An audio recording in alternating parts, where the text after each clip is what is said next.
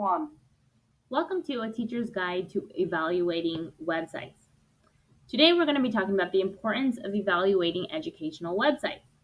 So I already know that there is a lot of good information on the internet, but we also want to keep in mind that we can also find a lot of opinions, misconceptions, and inaccurate information on the internet. Some websites are even designed to be misleading. So, as educators, we have to really be aware of this. We also have to be very meticulous when we're evaluating these websites because we're basically passing this information on to our students. And so, we always want to make sure that that is accurate and correct and reliable sources.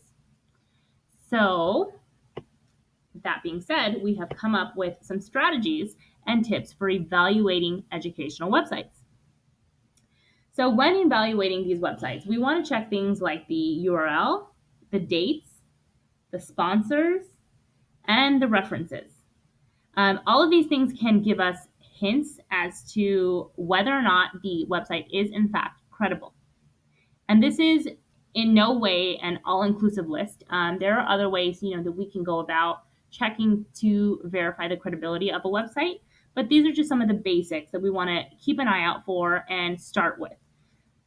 It's also always important to cross-reference information that we find online, and so that's also why it's very important to check for references. We want to check other websites, check textbooks, other resources that we may have, just to make sure that the information that we're getting is in fact correct.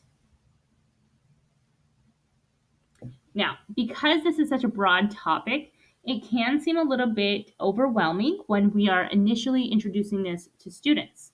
But what we found is that by using a mini lesson within our existing lesson, we can in fact introduce students to the idea of information literacy while they are still becoming familiar with the internet itself.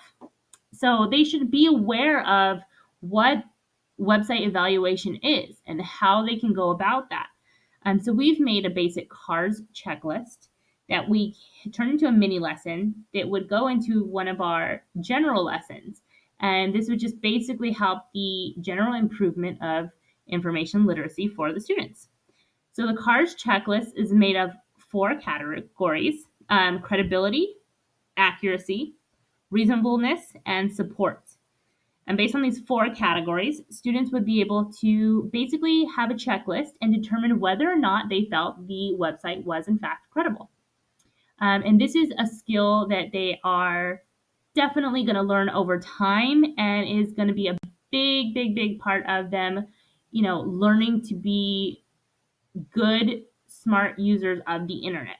And so as teachers, we want to just start off in baby steps and kind of get them familiar with the process so that they can look critically at the internet and start to question the information that they're getting and not take everything at face value.